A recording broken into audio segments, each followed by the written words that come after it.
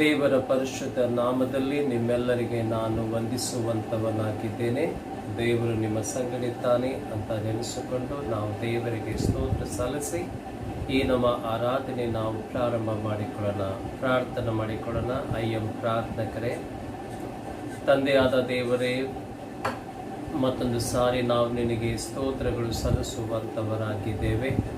ಈ ಸುಂದರವಾದಂತಹ ಒಂದು ಸಬ್ಬತ್ ದಿನದಲ್ಲಿ ಬೆಳಗಿನ ಜಾವದಲ್ಲಿ ದೇವರೇ, ನಿನ್ನ ಪರಿಶುದ್ಧ ಚರಣದಲ್ಲಿ ನಾವು ಬಂದು ನಿನ್ನನ್ನು ಆರಾಧಿಸುವಂತೆ, ನಿನ್ನ ಕೊಂಡಾಡುವಂತೆ, ನಿನ್ನ ಮಹಿಮೆ ಸಲ್ಲಿಸುವಂಥ ಒಂದು ಅವಕಾಶವು ನಮ್ಮ ಜೀವಿತದಲ್ಲಿ ಕೊಟ್ಟದಕ್ಕಾಗಿ ನಿನಗೆ ಕೋಟಿ ಕೋಟಿ ಸ್ತೋತ್ರಗಳು ಸಲ್ಲಿಸುತ್ತಾ ಇದ್ದೇವೆ.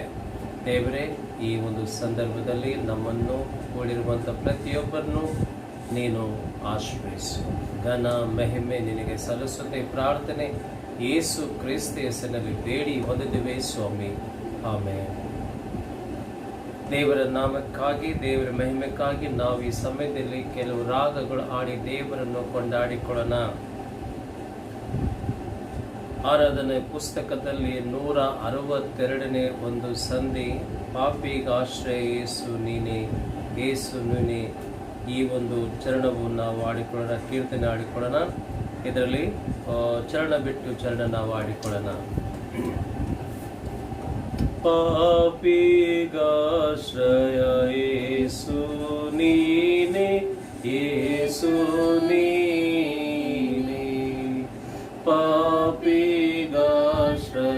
ಯೇಸು ನೀನೆ, ಯೇಸು ನೀನೆ.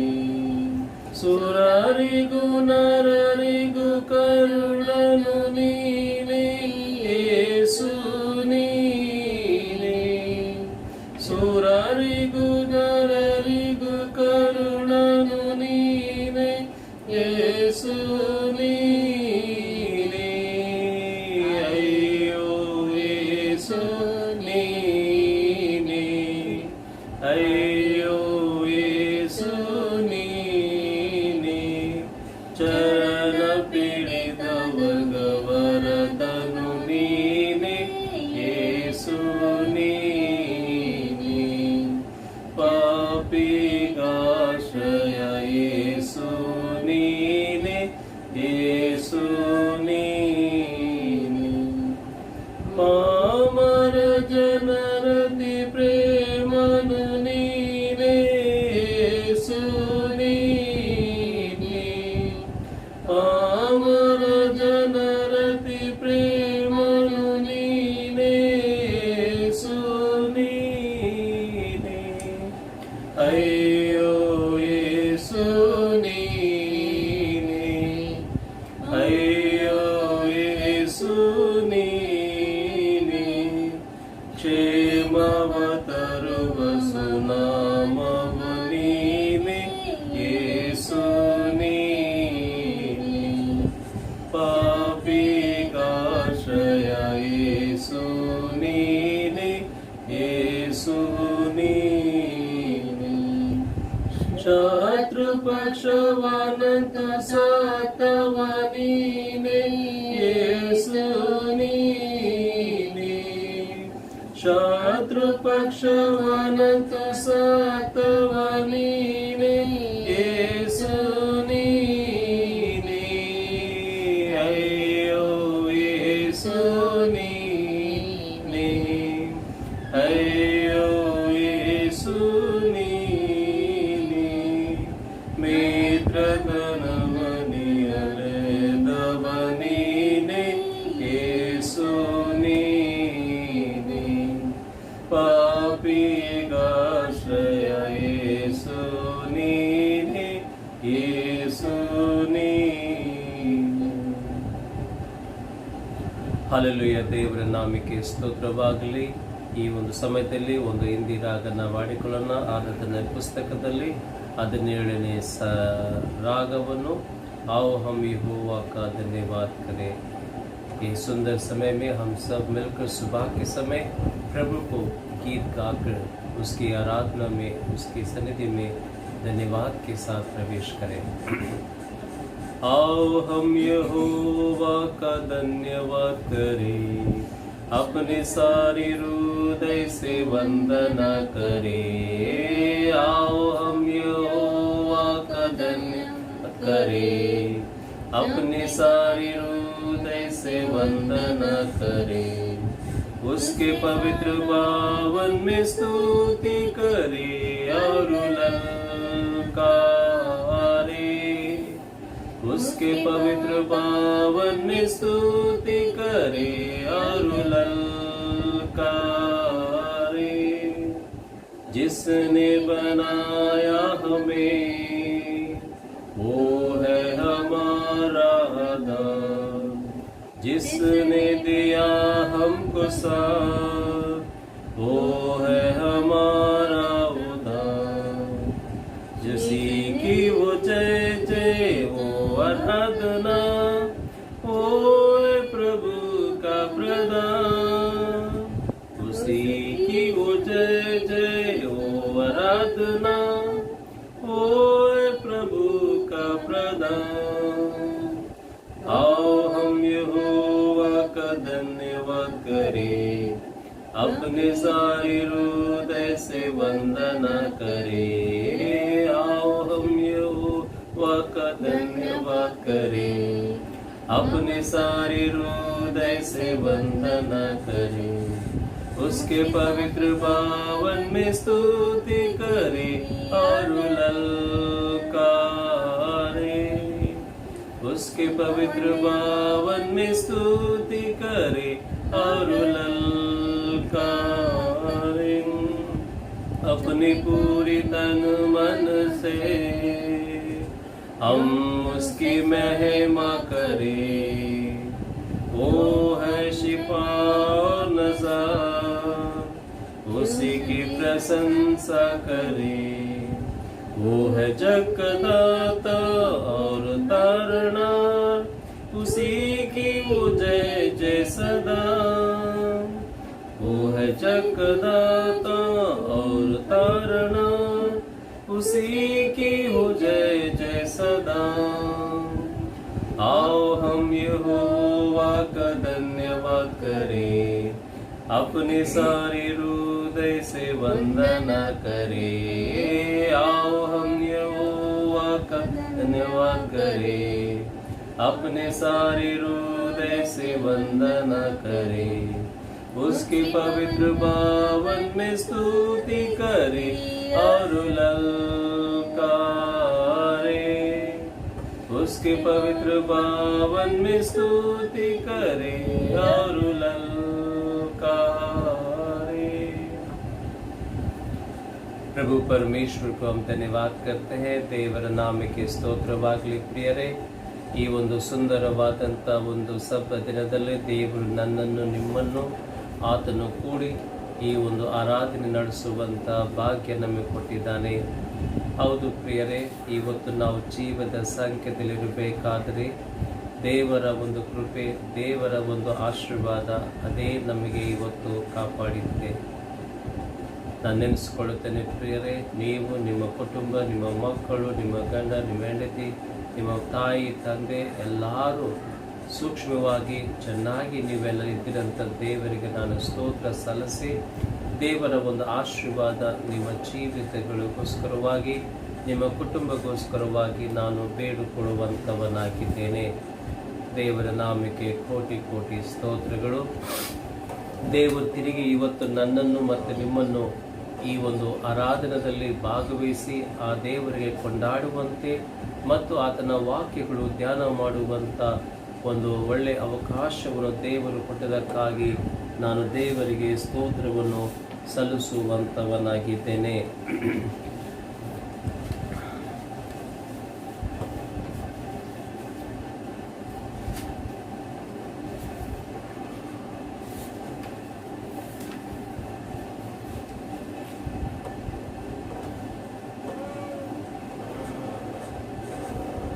ನನ್ನ ಪ್ರಿಯ ಸಹೋದರ ಸಹೋದರರೇ, ದೇವರ ವಾಕ್ಯಗಳು ನಾವು ಈ ಸಮಯದಲ್ಲಿ ಧ್ಯಾನ ಮಾಡುವಂಥವರಾಗಿದ್ದೇವೆ।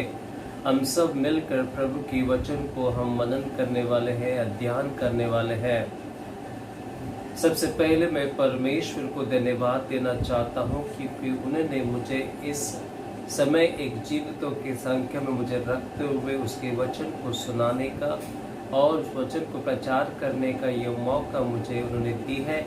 इसलिए मैं प्रभु को तहे दिल से धन्यवाद करता हूँ और उम्मीद करता हूँ कि प्रभु आप सभी के जीवन में ये वचन आपके जीवन में आशीषदायक बने और आपके जीवनों को आशीष देते हुए आपको चलाए। पिछले 3 संडे हम परमेश्वर की आज्ञाकारी जीवन के बारे में वचन को मनन करते आ रहे हैं। ಕಳೆದ 3 ವಾರಗಳಲ್ಲಿ ನಾವು ದೇವರ ಒಂದು ವಾಕ್ಯಗಳು, ದೇವರ ಒಂದು ಆಜ್ಞಾಕಾರಿ ಜೀವನ ಜೀವಿಸಬೇಕಂತಂದು ನಾವು ಕೇಳುತ್ತಾ ಬರುವಂತವರಾಗಿದ್ದೇವೆ ಅಂತ ನಾವು ನೋಡುತ್ತೇವೆ। ಮೊದಲನೇ ಭಾನುವಾರ ದಿವಸ ನಾವು ಯೇಸು ಸ್ವಾಮಿ ತನ್ನ ಪರಲೋಕದ ತಂದೆಗೆ ಆಜ್ಞಾಕಾರಿ ಮಗನಾಗಿ ಈ ಲೋಕದಲ್ಲಿ ಆತನು ಜೀವಿಸಿದ್ದಾನೆ ಅಂತಂದು ನಾವು ವಿಷಯಗಳು ಕಲಿತುಕೊಂಡಿರುವಂತವರಾಗಿದ್ದೇವೆ। दूसरा संडे जब हमने देखा कि हम पतरस के जीवन से हमने जाना कि कैसे वे यीशु मसीह की आज्ञाकारी बातें, आज्ञाकारी इंसान बना करके, तीसरा संडे यानी पिछले संडे गए संडे हम अब्राहम के जीवन से देखा कि अब्राहम कैसे अपने परमेश्वर को एक आज्ञाकारी बनकर अपने जीवन को वो जिया करके हम देखते हैं। और आज हम उसी आज्ञाकारी जीवन को एक लास्ट सीरीज के रूप में देखकर हम इसको ख़त्म करने वाले। आज एक अंतिम बार यानी कि इस सीरीज ओबीडिएंट टू गॉड और ओबीडिएंट इन गॉड का जो सीरीज ऑफ सरमन करेंगे, ये आज लास्ट सरमन होगा। और इस लास्ट सरमन को भी हम इसी टॉपिक के आधार पर सुनते हुए प्रभु के वचन को मनन करते हुए हम आज इसको समाप्त करेंगे। मेरे प्रियो, ನನ್ನ ಸಹೋದರ ಸಹೋದರರೇ, ದೇವರಿಗೆ ಆಜ್ಞಾಕಾರಿ ಜೀವನ ಜೀವಿಸಿದರೆ ನಮ್ಮ ಜೀವಿತದಲ್ಲಿ ಆಶೀರ್ವಾದಗಳು ಉಂಟು ಅಥವಾ ನಾವು ಹೊಂದಿಕೊಳ್ಳುತ್ತೇವೆ ಅಂತಂದು ಕಳೆದ 3 ವಾರಗಳಲ್ಲಿ ನಾವು ದೇವರ ವಾಕ್ಯದಲ್ಲಿ ಬೇರೆ ಬೇರೆ ವ್ಯಕ್ತಿ ಜೀವಿತದಲ್ಲಿ ನಾವು ನೋಡಿ ದೇವರನ್ನು ಕೊಂಡಾಡುವಂತವರಾಗಿದ್ದೇವೆ। ಇವತ್ತು ನಾವು ಬಹಳ ಪ್ರಾಮುಖ್ಯವಾದಂಥ ಒಂದು ವಿಷಯ, ಒಂದು ಪ್ರಾಮುಖ್ಯವಾದಂಥ ಒಂದು ಸಬ್ಜೆಕ್ಟ್, ನಾವು ಅದನ್ನು ಧ್ಯಾನ ಮಾಡುತ್ತಾ ಇದ್ದೇವೆ। ದೇವರಿಗೆ ಆವಿಧೇಯತ್ವ ಜೀವನ ಜೀವಿಸಿದ್ರೆ ನಮ್ಮ ಜೀವಿತದಲ್ಲಿ ಎಂತೆಂಥ परिणामಗಳು ಆಗುತ್ತದೆ, ಅದು ನಾವು ಧ್ಯಾನ ಮಾಡುವಂತವರಾಗಿದ್ದೇವೆ। आज हम आज्ञाकारी जीवन प्रभु में अगर हम नहीं जिएंगे, उसके परिणाम क्या है, इस बात को हम आज मनन कर रहे हैं। पिछले 3 संडे हम प्रभु के आज्ञाकारी जीवन जीने से उसके आशीष कैसे होते हैं वो हमने मनन की है। और आज हम देखेंगे अगर हम आज्ञाकारी जीवन प्रभु के अंदर नहीं जिएंगे तो क्या हमारे जीवन में परिणाम होता है करके हम देखते हैं। मेरे प्रिय, इस बात को हमें समझना बहुत ही सही होगा कि इस संसार में 2 तरह के लोग होते हैं, 2 प्रकार के लोग होते हैं। 2 ಪ್ರಕಾರದ ಜನರು ನಾವಾಗಿದ್ದೇವೆ ಅಂತಂದು ನಾವು ಅರ್ಥ ಮಾಡಿಕೊಳ್ಳಬೇಕು। ಒಬ್ಬರು ನೀತಿವಂತರಾಗಿ ನಾವು ಜೀವಿಸುವಂತವರಾಗಿದ್ದಾವೆ, ಮತ್ತು ಇನ್ನೊಬ್ಬರು ಬಹಳ ದೇವರ ದೃಷ್ಟಿಯಲ್ಲಿ ದುಷ್ಟರು ಆಗಿ ನಾವು ಜೀವಿಸುವಂತವರಾಗಿದ್ದೇವೆ। ನೀತಿವಂತವರು ಅವರು ಯಾರು ಅಂತಂದ್ರೆ ದೇವರಿಗೆ ವಿಧೇಯತ್ವ ಜೀವನ ಜೀವಿಸುವಂತವರು, ದೇವರಿಗೆ ಆಜ್ಞಾಕಾರಿ ಜೀವನ ಜೀವಿಸುವಂತವರು, ಅವರು ನೀತಿವಂತವರು ಅಂತಂದು ದೇವರ ವಾಕ್ಯ ನಮಗೆ ಬೋಧಿಸುವಂತದ್ದಾಗಿದೆ। ಯಾಕೆಂತಂದ್ರೆ ಅವರು ದೇವರ ಮಾರ್ಗಗಳನ್ನು ಹುಡುಕುವಂತವರಾಗಿದ್ದಾರೆ। वो परमेश्वर के वचन के आधार पर जीवन जीते हैं और प्रभु के मार्ग में चलते हैं और प्रभु की आज्ञाओं को वो पालन करते हैं, इसलिए वे आज्ञाकारी और एक नीतिवान व्यक्ति कहलाता है करके हम देखते हैं। दूसरा लोग वो लोग हैं जो बहुत ही दुष्टित है, दुष्ट लोग हैं, या क्योंकि वे प्रभु की आज्ञाओं को ದೇವರಿಗೆ ಅವಿಧೇಯತ್ವ ಅಂದ್ರೆ ಅವರು ಆಜ್ಞಾಕಾರಿ ದೇವರಿಗೆ ಜೀವಿಸಲಾರದೆ ಅವರು ದೇವರ ದೃಷ್ಟಿಯಲ್ಲಿ ದುಷ್ಟರು ಆಗಿರುವಂತವರಾಗಿದ್ದಾರೆ ಅಂತ ನಾವು ನೋಡುತ್ತೇವೆ. ಯಾಕಂದ್ರೆ ದೇವರ ಮಾರ್ಗಗಳನ್ನು ಹುಡುಕಲಾರದೆ, ದೇವರ ವಾಕ್ಯಗಳು ಕೇಳಲಾರದೆ, ದೇವರ ಆಜ್ಞೆಗಳ ತಕ್ಕಂತೆ ನಡೆಯಲಾರದೆ ಅವರು ದುಷ್ಟರಾಗಿ ಅವರು ಜೀವಿಸುವಂತವರಾಗಿದ್ದಾರೆ ಅಂತ ನಾವು ನೋಡುತ್ತೇವೆ. ಅದಕ್ಕೆ ನಾವು ನೋಡಿದ್ದೇವೆ ಬೈಬಲ್ನಲ್ಲಿ ಈ ಎರಡು ಗುಂಪು ಜನರು ನಾವು ನೋಡುವಂತವರಾಗಿದ್ದೇವೆ. बाइबल में हम देखते हैं ये दो तरह के व्यक्तियों को हम देखते हैं. ಒಬ್ಬರು ವಿಧೇಯತ್ವ ಆಜ್ಞಾಕಾರಿ ಮಕ್ಕಳು, ಮತ್ತೆ ಇನ್ನೊಬ್ಬರು ದೇವರ ದೃಷ್ಟಿಯಲ್ಲಿ ದುಷ್ಟರಾಗಿ ಜೀವಿಸುವಂತವರು ಅಥವಾ ಆಜ್ಞಾಕಾರಿ ಜೀವಿಸಲಾರದ ಜನರು ನಾವು ಬೈಬಲ್ಗಳಲ್ಲಿ ನಾವು ನೋಡುವಂತವರಾಗಿದ್ದೇವೆ. ನನ್ನ ಪ್ರಿಯ ಸಹೋದರ ಸಹೋದರರೇ, मेरे प्रिय भाइयों बहनों, बाइबल में बहुत सारे ऐसे लोग हैं प्रभु के आज्ञाकारी जीवन जिए हैं, और बहुत से लोग ऐसे भी हैं जो प्रभु की दृष्टि में आज्ञाकारी जीवन नहीं जिए हैं. आज बाइबल में से हम कुछ लोगों के जीवन को निकाल कर हम जानेंगे या सुनेंगे, उनके जीवन पर मनन करेंगे, जिन्होंने प्रभु परमेश्वर के आज्ञाकारी जीवन ना जीते हुए वे लोग प्रभु की दृष्टि में वे दुष्ट बन गए हैं, प्रभु की आशाओं को खो दिए हैं करके हम आज देखेंगे. मेरे प्रियो, ये जानना बहुत ही आवश्यकता है, क्योंकि हम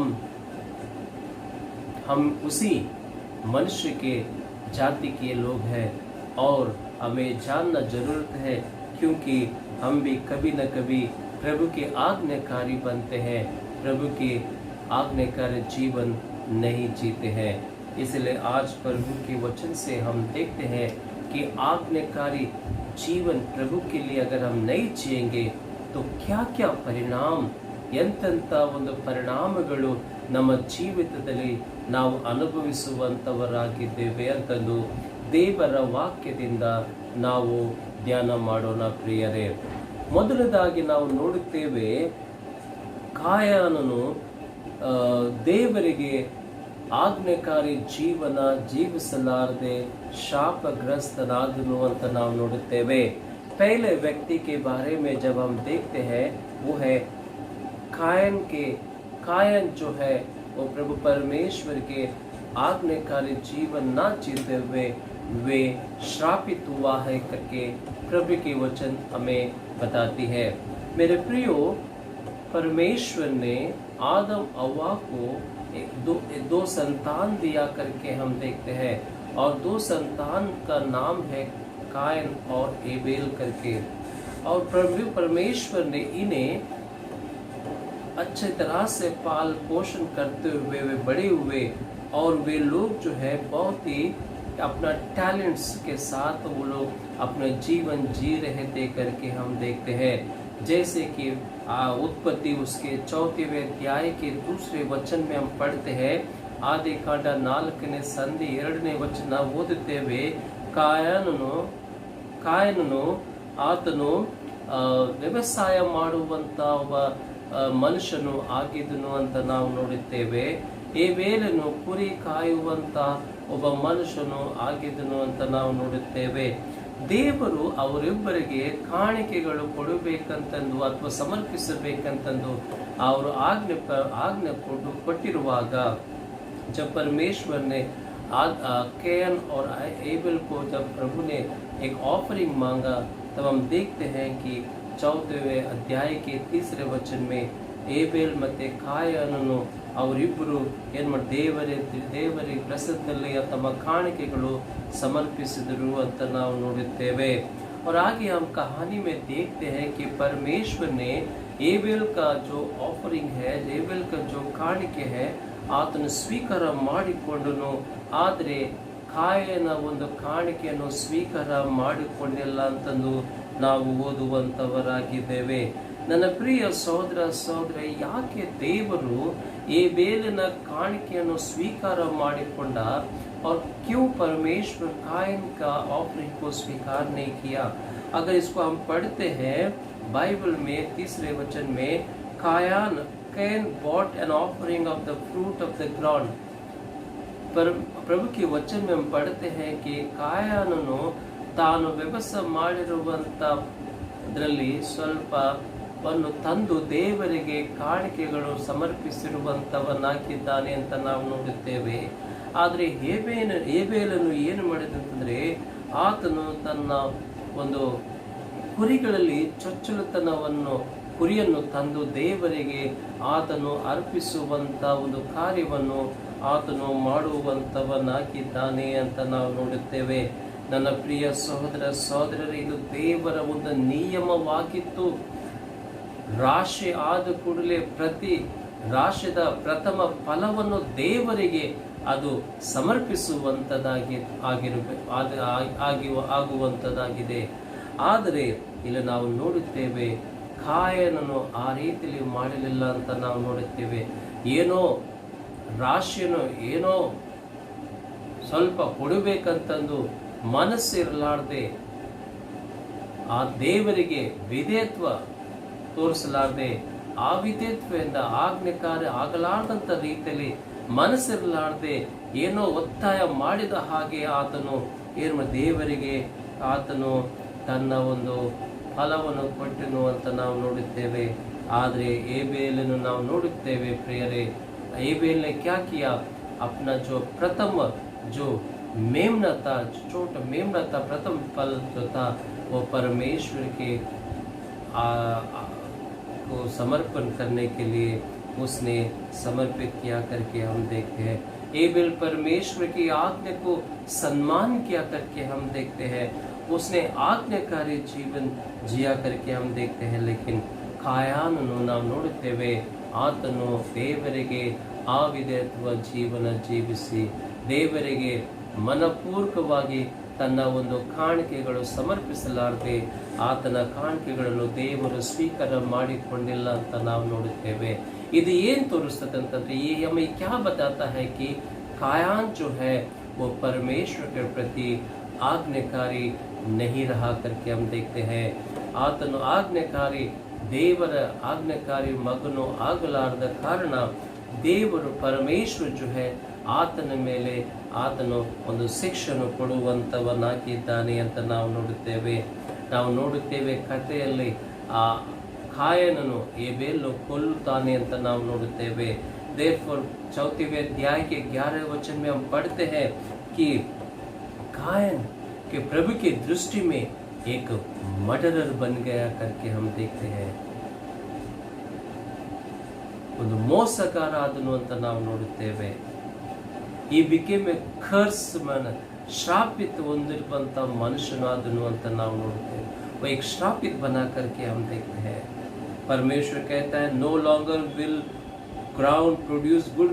ಇನ್ನು ಮೇಲೆ ನೀನು ಎಷ್ಟೇ ಪ್ರಯತ್ನ ಮಾಡೋ ಭೂಮಿಯಲ್ಲಿ ನಿನಗೆ ಬೇಕಾದಷ್ಟು ಫಲವು, ನೀನು ಒಳ್ಳೆ ಫಲವು ಹೊಂದಲಾರದೆ ನೀನು ಆಗಿದ್ದೀಯ ಅಂತಲೂ ದೇವರು ಆತನಿಗೆ ಶ್ರಾಪವನ್ನು ಕೊಟ್ಟನು ಅಂತ ನಾವು ನೋಡುತ್ತೇವೆ. ನೀನು ಇಲ್ಲಿ ಈ ಭೂಮಿಯಲ್ಲಿ ನೀನು ಬರಡಾಗಿದ್ದೀಯ ಅಂತ ಹೇಳುವಂತ ಮಾತುಗಳು ನಾವು ನೋಡುತ್ತೇವೆ. यू विल वर्क, इस संसार इस पृथ्वी पर तो भटकते हुए अपनी जिंदगी जियोगे करके उसे श्रापित किया करके हम देखते हैं. ದೇವರ ಪ್ರಸನ್ನತೆ ಇರಲಾರ್ದಂತ ಒಬ್ಬ ಮನುಷ್ಯನು ಆತನು ಕಾಯನನು ಆದನು ಅಂತ ನಾವು ನೋಡುತ್ತೇವೆ. प्रभु की प्रसन्नता को ना पाने वाला एक व्यक्ति कायान बना करके हम प्रभु के वचन में हम पढ़ते हैं.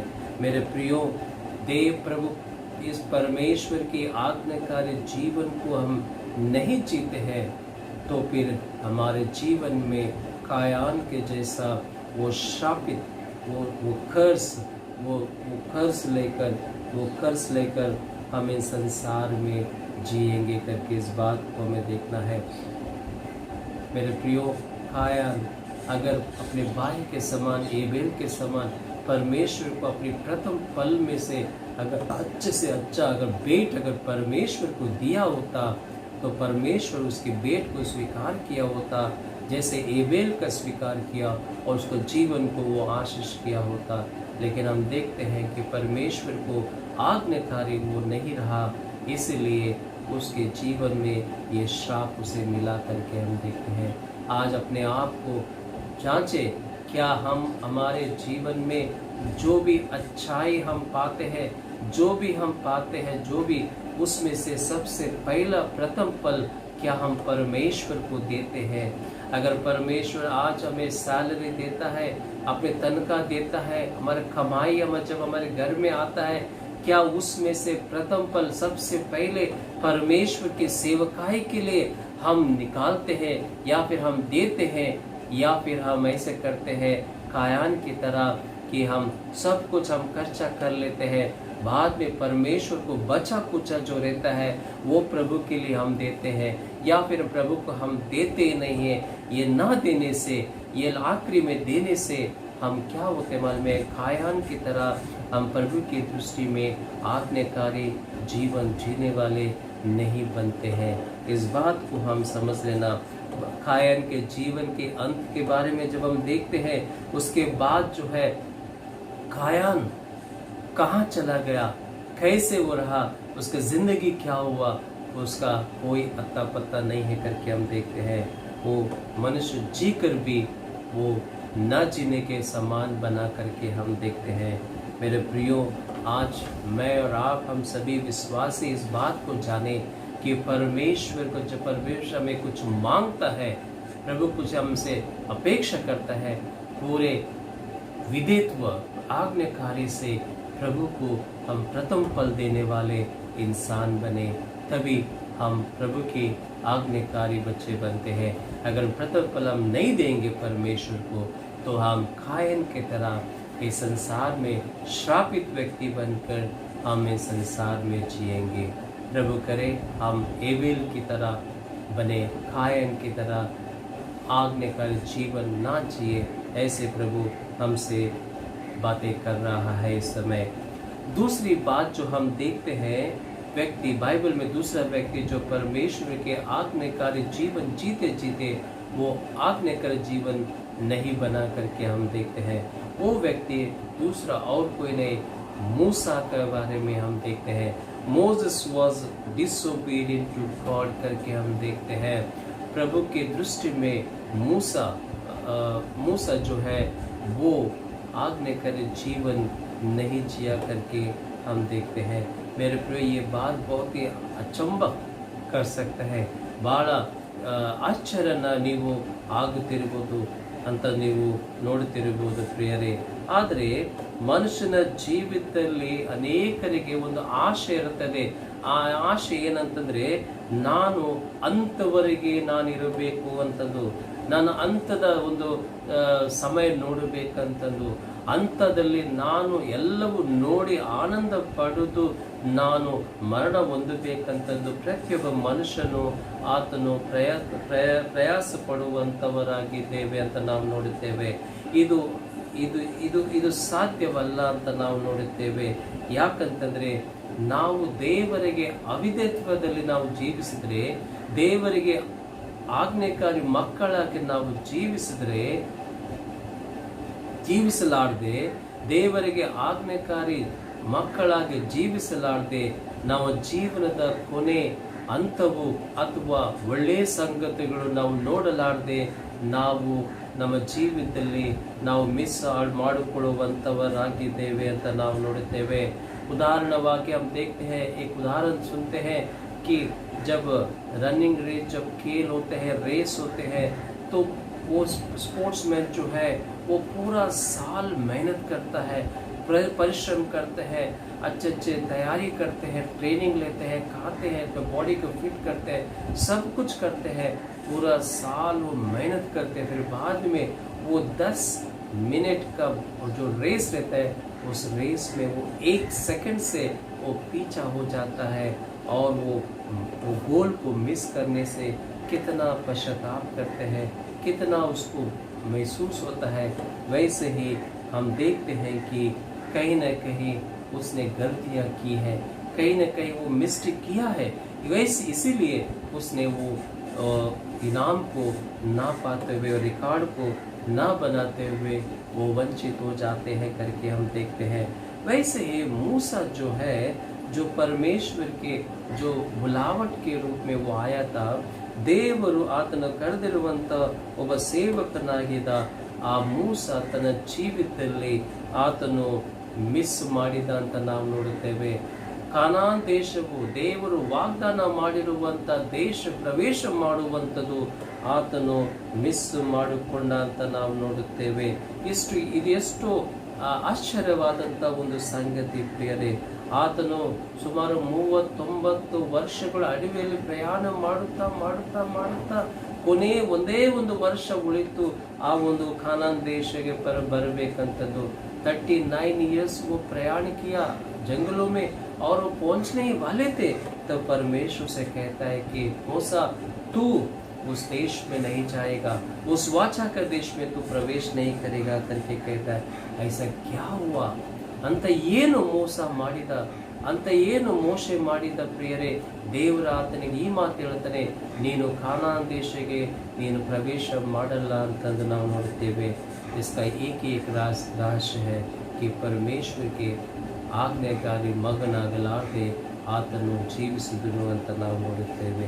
ನನ್ನ ಪ್ರಿಯ ಸಹೋದರ ಸಹೋದರರೇ, ಮೋಶೆ ಬಗ್ಗೆ ನೋಡುವಂತ ಸಮಯ ಮೋಶೆ ದೇವರು ಮೋಶನ ಕರೆದಿರುವಂತ ಮೋಶೆ ಆಗಿದ್ದನು ಅಂತ ನಾವು ನೋಡುತ್ತೇವೆ. ದೇವರು ಮೋಶೆ ಸಂಗಡ ಮಾತಾಡಿರುವಂತ ಮೋಶೆ ಆಗಿದ್ದನು ಅಂತ ನಾವು ನೋಡುತ್ತೇವೆ. ದೇವರು ಮೋಶೆಗೆ ನನ್ನ ಜನರು ಕಷ್ಟದಲ್ಲಿದ್ದಾರೆ, ಅವರನ್ನು ಬಿಡುಗಡೆ ನೀನು ಮಾಡಬೇಕಂತಂದು ಒತ್ತಾಯ ಮಾಡಿರುವಂತವನು ದೇವರು ಆಗಿದ್ದನು ಅಂತ ನಾವು ನೋಡುತ್ತೇವೆ. ನಾನು ನಿನ್ನ ಸಂಗಡ ಇರುತ್ತೇನೆ ಅಂತ ದೇವರು ಮೋಶೆಗೆ ಪ್ರವಾದನೆ ಮಾಡಿದ್ರು ಅಂತ ನಾವು ನೋಡುತ್ತೇವೆ. ಅನೇಕ ವಾಗ್ದಾನಗಳು ಮಾಡಿರುವ ದೇವರು ಮೋಶೆಗೆ ಮಾಡಿ ನಾವು ನೋಡುತ್ತೇವೆ. ಅನೇಕ ಸಾರಿ ದೇವರೊಂದಿಗೆ ಮಾತನಾಡಿರುವಂತ ಮೋಶೆ ಆಗಿದ್ದಾನೆ ಅಂತ ನಾವು ನೋಡುತ್ತೇವೆ. प्रभु परमेश्वर के सम्मुख में जब कभी मूसा प्रार्थना किया, विनतियां किया, परमेश्वर ने सुना करके हम देखते हैं और प्रभु उसके सुनकर उसको उत्तर दिया करके हम देखते हैं. यहाँ तक परमेश्वर ने कहा कि तू मेरे चेहरा नहीं देख सकते, मेरे शैडो, मेरे परिचय को देख सकते हैं करके बोलता है. तो उसके शैडो को उसने दिखाया करके हम देखते हैं. यहाँ तक परमेश्वर ने मूसा को बहुत सारे युद्ध में विजय दिया करके हम देखते हैं. और जो भी जहाँ कहीं भी whatever and wherever God said, जो कुछ भी परमेश्वर ने मूसा से कहा वो सब कुछ मूसा ने किया करके हम देखते हैं. फिर क्यों परमेश्वर ने मूसा को ये कहा कि तू वाचा के देश में नहीं जाएगा? क्योंकि मेरे प्रियो, मूसा जो है परमेश्वर के बात को उल्लंघन किया करके हम देखते हैं.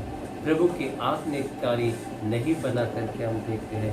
अगर हम देखते हैं गिनती 20वें अध्याय के पहले वचन से लेकर 13 वचन तक और ड्यूटरॉनमी 32 धर्मोपदेश कांडा व्यवस्था विवरण उसके 32वें अध्याय के 51 से 52 में हम वहाँ पर पढ़ते हैं. क्या पढ़ते हैं? परमेश्वर के सम्मुख में लोग गिड़गिड़ाए.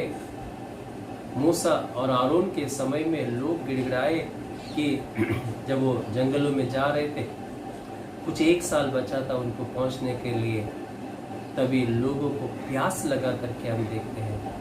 प्यास के मारे उनके गला सूख गया करके हम देखते हैं. तो लोग जो है मूसा और आरोन को फिर गिड़गिड़ाने लगे, उनको चिल्लाने लगे. तब मूसा और आरोन प्रभु के सम्मुख में जाकर अपने मुंह के बल गिरा. ದೇವರ ಮುಂದೆ ಅವರು ಬೋರ್ಲು ಬಿದ್ದು ದೇವರೊಂದಿಗೆ ಅವರು ವಿನಂತಿ ಮಾಡಿದ್ರು, ನಿಮಗೆ ನೀರು ಬೇಕು ಸ್ವಾಮಿ ಅಂತ. ಆವಾಗ ದೇವರು ಅವರಿಗೆ ಈ ಮಾತು ಹೇಳ್ತಾನೆ, ಅಲ್ಲಿ ಒಂದು ಕಲ್ಲು ಉಂಟು, ಆ ಕಲ್ಲಿಗೆ ನೀವು ಏಳಬೇಕು, ನೀನು ಹೇಳಿದ್ರೆ ಆ ಕಲ್ಲಿನಿಂದ ನಿಮಗೆ ನೀರು ಬರುತ್ತದೆ ಅಂತಂದು ದೇವರು ಹೇಳುತ್ತಾನೆ.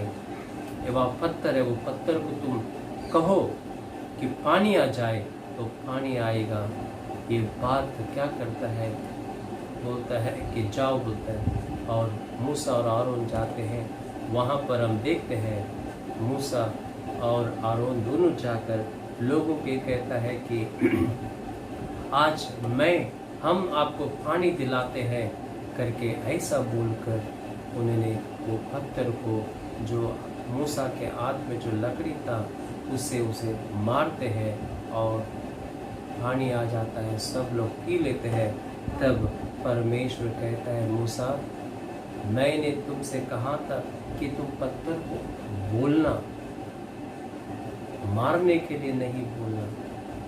मारने के लिए मैं नहीं बोला, मैंने ये कहा था कि आज्ञा दिया था कि तू पत्थर को बोलना, you tell the rock to give the water.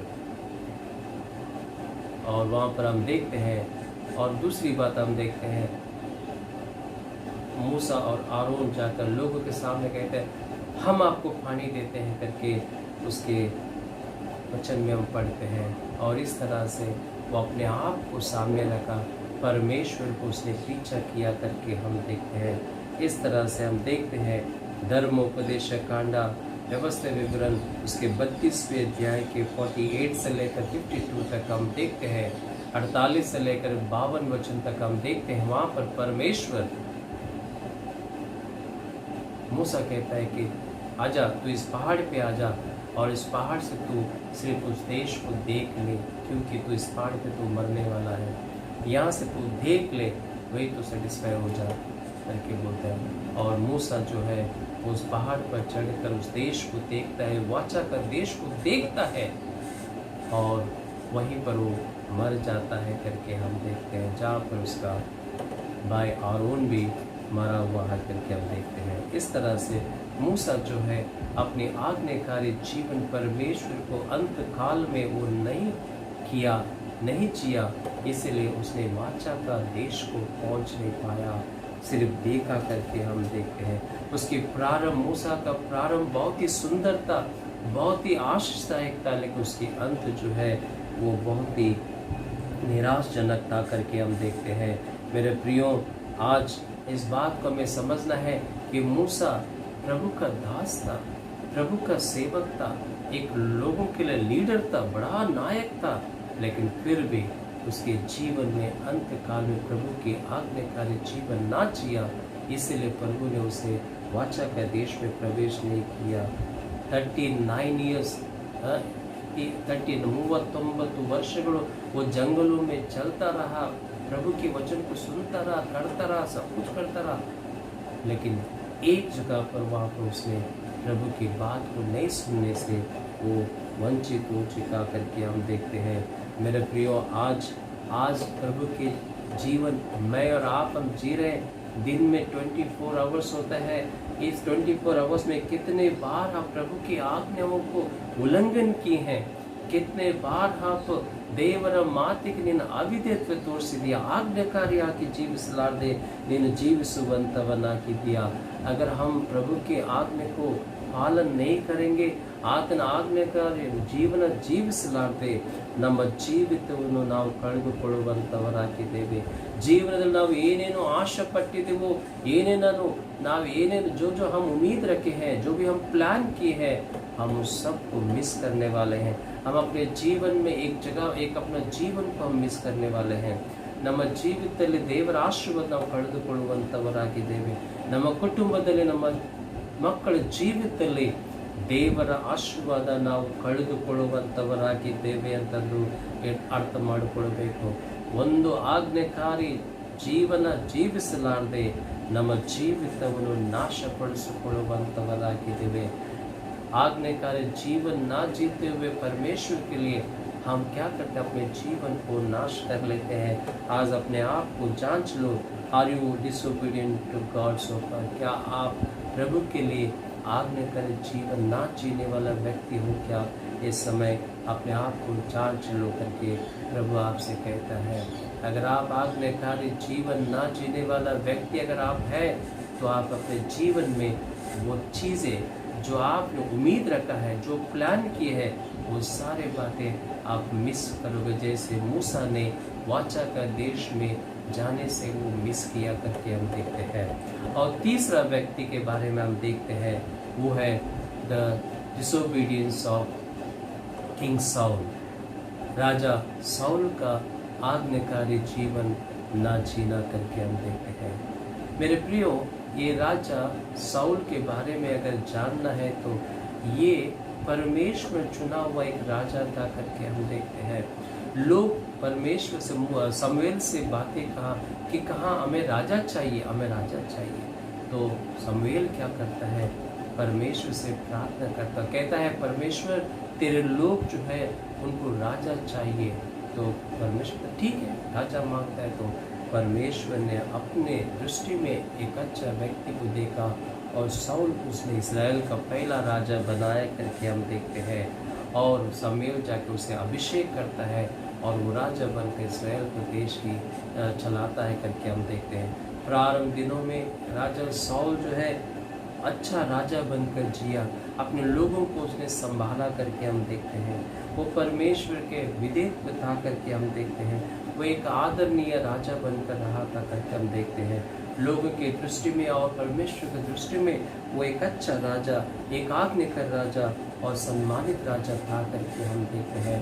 जैसे ही वर्ष निकल गया, आगे बढ़ते गया, समय बीतता गया, वो परमेश्वर के प्रति आज्ञाकारी नहीं जिया करके हम देखते हैं।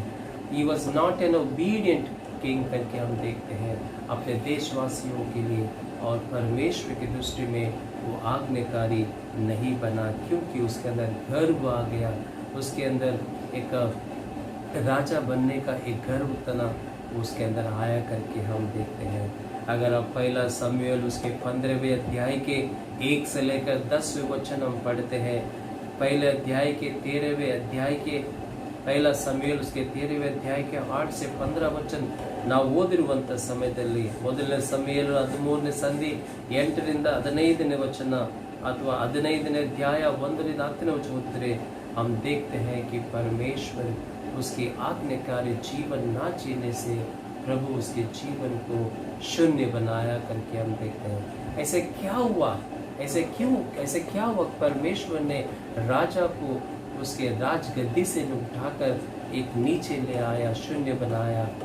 अगर देखते हैं, एक बार ऐसा होता है कि युद्ध करने से पहले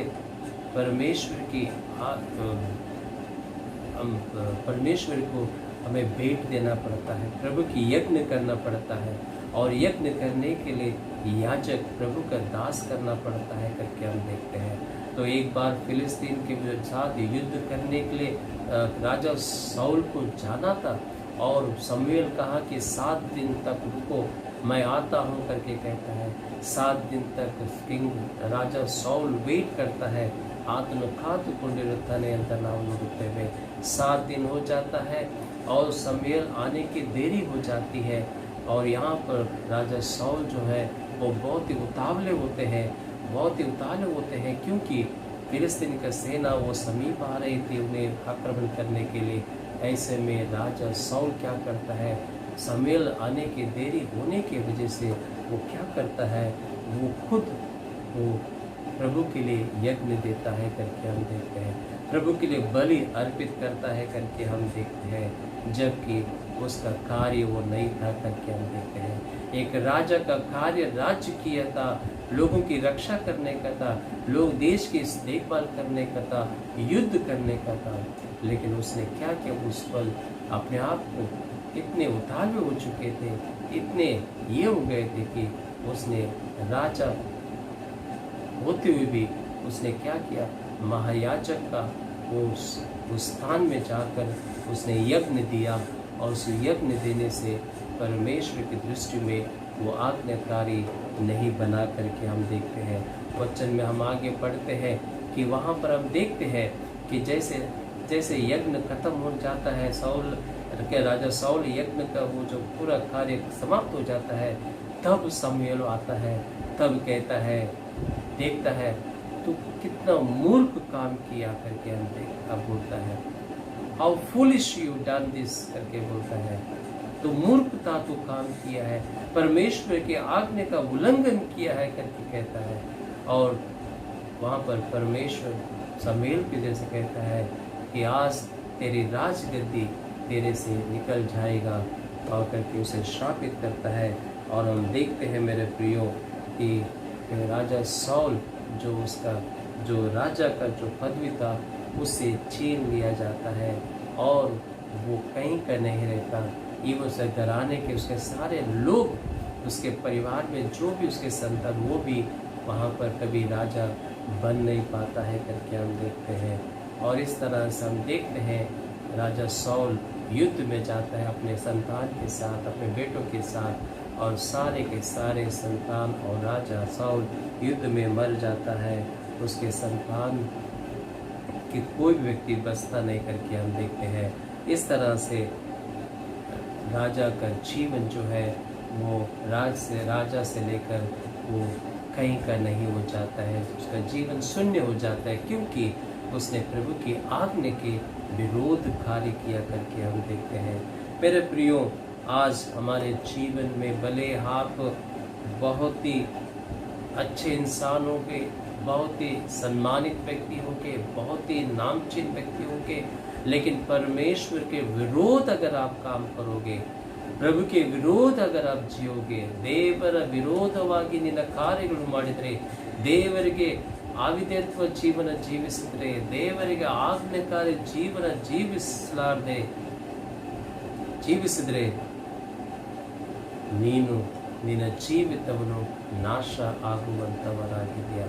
प्रभु के आज्ञाकारी जीवन को तुम नहीं जियोगे, आज्ञाकारी जीवन को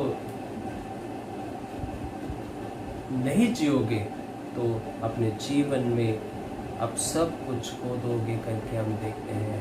अगले में परमेश्वर ने दाविद को राजा बनाया करके हम देखते हैं। मेरे प्रियो, आज आप जो भी हो ಏನಾಗಿದ್ದು ನೀನು ದೇವರಿಗೆ ಸ್ತೋತ್ರ ಸಲ್ಲಿಸು, ದೇವರ ಆಜ್ಞಾಕಾರಿ ಮಗನಾಗಿ ಜೀವಿಸು। ದೇವರ ಆಜ್ಞಾಕಾರಿ ಮಗನಾಗಿ ಜೀವಿಸಿದರೆ ದೇವರು ನಿನ್ನನ್ನು ಎತ್ತುವಂತವನಾಗಿದ್ದಾನೆ, ನಿನ್ನನ್ನು ಮೇಲೆತ್ತುವಂತವನಾಗಿದ್ದಾನೆ।